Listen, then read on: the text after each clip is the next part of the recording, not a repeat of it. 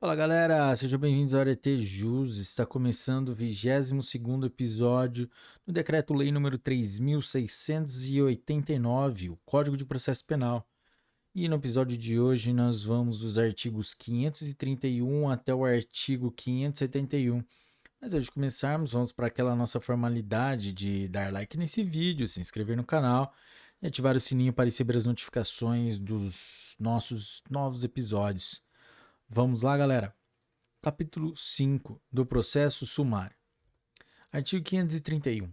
Na audiência de instrução e julgamento, a ser realizada no prazo máximo de 30 dias, proceder-se à tomada de declarações do ofendido, se possível, a inquirição das testemunhas arroladas pela acusação e pela defesa, nesta ordem, ressalvado o disposto no artigo 222 deste Código, bem como aos esclarecimentos dos peritos, às acareações e ao reconhecimento de pessoas e coisas, interrogando-se, em seguida, o acusado e procedendo-se, finalmente, ao debate.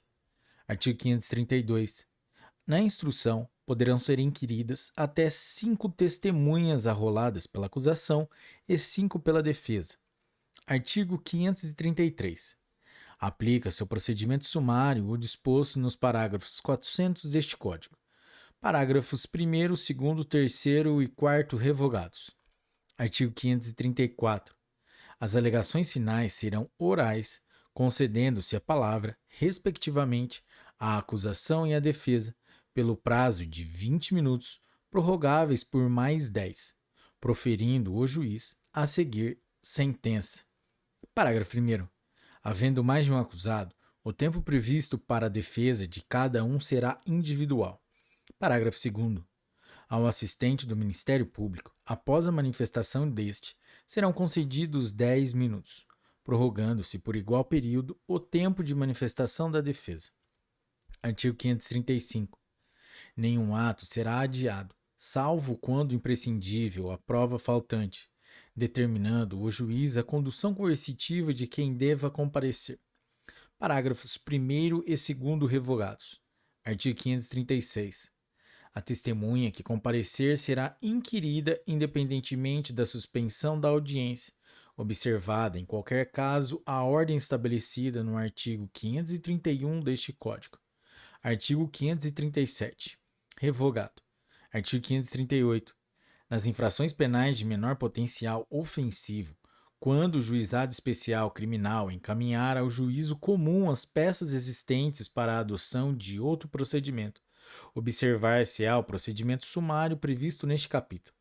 Parágrafos 1º, 2º, 3º e 4º revogados.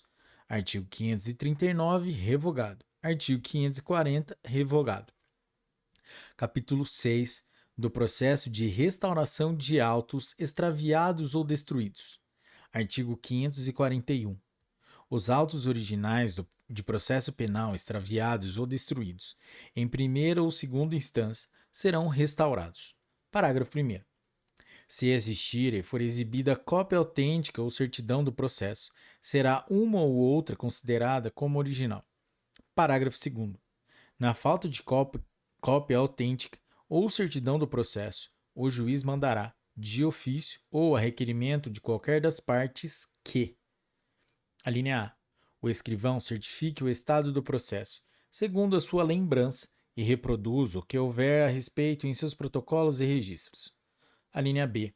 Sejam requisitadas cópias de que constar a respeito no Instituto Médico Legal, no Instituto de Identificação e Estatística ou em estabelecimentos congêneres, repartições públicas, penitenciárias ou cadeias. A linha C. As partes sejam citadas pessoalmente ou, se não forem encontradas, por edital, com prazo de 10 dias, para o processo de restauração dos autos. Parágrafo 3º. Proceder-se à restauração na primeira instância, ainda que os autos se tenham extraviado na segunda. Artigo 542. No dia designado, as partes serão ouvidas, mencionando-se em termos circunstanciados os pontos em que estiverem acordes e a exibição e a conferência das certidões e mais reproduções do processo apresentadas e conferidas. Artigo 543. O juiz determinará as diligências necessárias para a restauração, observando-se o seguinte: inciso 1. Caso ainda não tenha sido proferida a sentença, reinquirir-se-ão as testemunhas, podendo ser substituídas as que tiverem falecido ou se encontrarem em lugar não sabido. Inciso 2. Os exames periciais, quando possível, serão repetidos e, de preferência, pelos mesmos peritos. Inciso 3. A prova documental será reproduzida por meio de cópia autêntica ou, quando impossível, por meio de testemunhas. Inciso 4. Poderão também ser inquiridas sobre os atos do processo, que deverá ser restaurado, as autoridades, os serventuários, os peritos e mais pessoas que tenham nele funcionado. Inciso 5. O Ministério Público e as partes poderão oferecer testemunhas e produzir documentos para provar o teor do processo extraviado ou destruído. Artigo 544. Realizadas as diligências que, salvo motivo de força maior, deverão concluir-se dentro de 20 dias, serão os autos conclusos para julgamento. Parágrafo único. No curso do processo, e depois de subirem os autos conclusos para a sentença, o juiz poderá, dentro em 5 dias, requisitar de autoridades ou de repartições todos os esclarecimentos para a restauração. Artigo 545. Os selos e as taxas judiciárias já pagos nos autos originais não serão novamente cobrados. Artigo 546. Os causadores de extravio de autos responderão pelas custas, em dobro, sem prejuízo da responsabilidade criminal. Artigo 547. Julgada a restauração, os autos respectivos valerão pelos originais. Parágrafo único. Se no curso da restauração aparecerem os autos originais, nestes continuará o processo, apensos a eles os autos da restauração. Artigo 548. Até a decisão que julgue restaurados os autos, a sentença condenatória em execução continuará a produzir efeito, desde que conste da respectiva guia arquivada na cadeia ou na penitenciária, onde o réu estiver cumprindo a pena, ou de registro que torne a sua existência inequívoca. Capítulo 7 do processo de aplicação de medida de segurança, por fato não criminoso. Artigo 549. Se a autoridade policial tiver conhecimento de fato que, embora não constituindo infração penal, possa determinar a aplicação de medida de segurança, Código Penal, artigos 14 e 27, deverá proceder a inquérito, a fim de apurá-lo e averiguar todos os elementos que possam interessar a verificação da periculosidade do agente. Artigo 550. O processo será promovido pelo Ministério Público mediante requerimento que conterá a exposição sucinta do fato, as suas circunstâncias e todos os elementos em que se fundar o pedido. Artigo 551. O juiz, ao deferir o requerimento, ordenará a intimação do interessado para comparecer em juízo, a fim de ser interrogado. Artigo 552. Após o interrogatório ou dentro do prazo de 2 dias, o interessado ou seu defensor poderá oferecer alegações. Parágrafo único. O juiz nomeará defensor ao interessado que não o tiver. Artigo 553. O Ministério Público, ao fazer o requerimento inicial, e a defesa, no prazo estabelecido no artigo anterior, poderão requerer exames, diligências e arrolar até 3 testemunhas. Artigo 554. Após o prazo de defesa ou a realização dos exames e diligências ordenados pelo juiz, de ofício ou a requerimento das partes, será marcada a audiência, em que, inquiridas as testemunhas e produzidas alegações orais pelo órgão do Ministério Público e pelo defensor, dentro de 10 minutos para cada um, o juiz proferirá a sentença. Parágrafo único. Se o juiz não se julgar habilitado a proferir a decisão, designará, desde logo, outra audiência, que se realizará dentro de 5 dias para publicar a sentença. Artigo 555. Quando, instaurado o processo por infração penal, o juiz, absolvendo ou impronunciando o réu, reconhecer a existência de qualquer dos fatos previstos no artigo 14 ou no artigo 27 do Código Penal, aplicar-se-á, se for o caso, medida de segurança.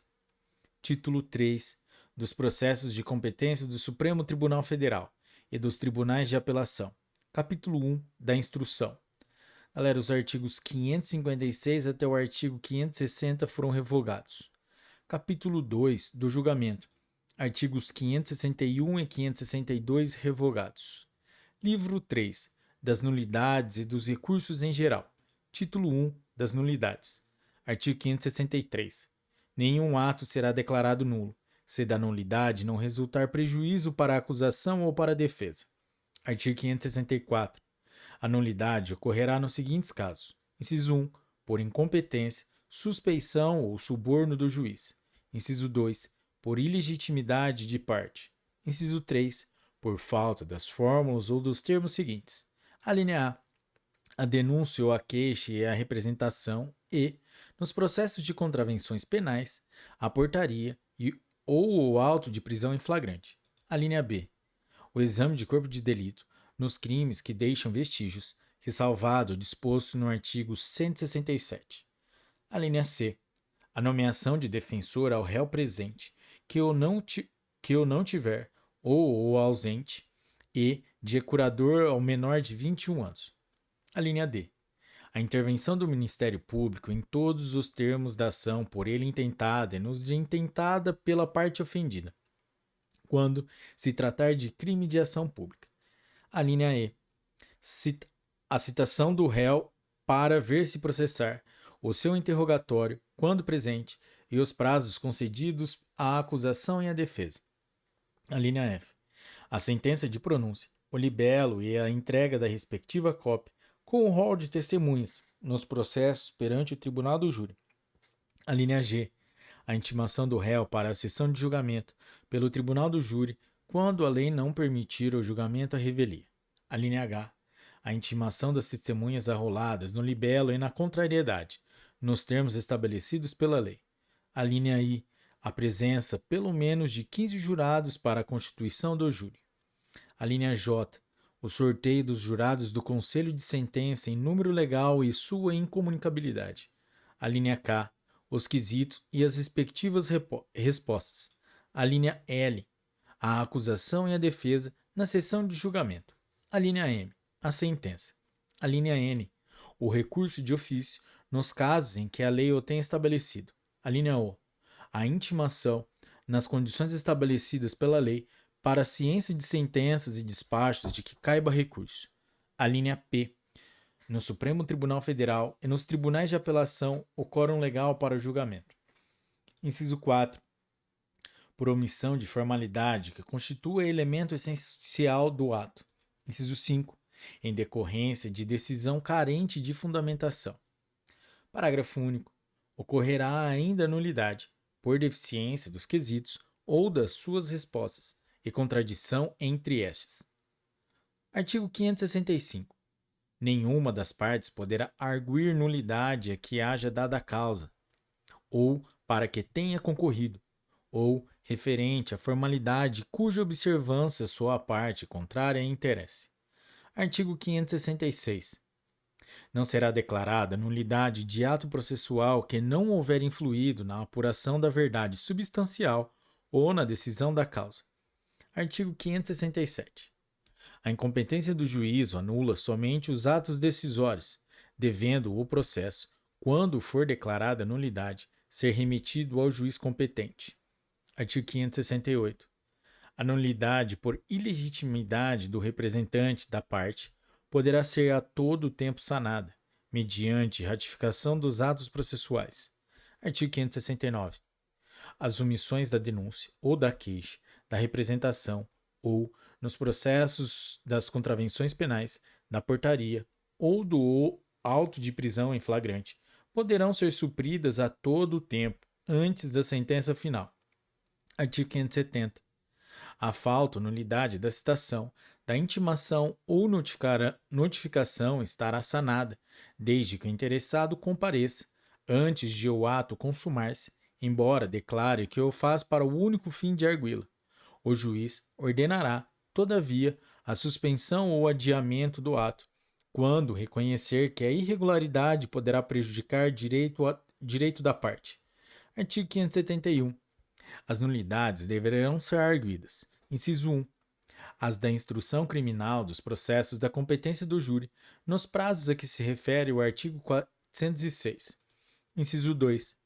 As da instrução criminal dos processos de competência do juiz singular e dos processos especiais, salvo os dos capítulos 5 e 7 do título 2 do livro 2, nos prazos a que se refere o artigo 500. Inciso 3. As do processo sumário, no prazo a que se refere o artigo 537, ou, se verificadas depois deste prazo, logo depois de aberta a audiência e apregoadas as partes. Inciso 4. As do processo regulado no capítulo 7 do título 2 do livro 2, logo depois de aberta a audiência. Inciso 5. As ocorridas posteriormente à pronúncia, logo depois de anunciado o julgamento e apregoadas as partes. Inciso 6. As da instrução criminal dos processos de competência do Supremo Tribunal Federal e dos tribunais de apelação, nos prazos a que se refere o artigo 500. Inciso 7. C. Verificadas após a decisão da primeira instância, nas razões de recurso ou logo depois de anunciado o julgamento do recurso e apregoadas as partes. Inciso 8. As do julgamento em plenário, em audiência ou em sessão do tribunal, logo depois de ocorrerem. Galera, é isso aí. Chegamos ao fim do 22º episódio do Decreto-Lei número 3.689, o Código de Processo Penal. Se você curtiu esse episódio, deixe o seu like, se inscreva no canal, compartilhe com seus melhores amigos, galera, e deixe aí embaixo seu comentário. E até o próximo episódio. Tchau!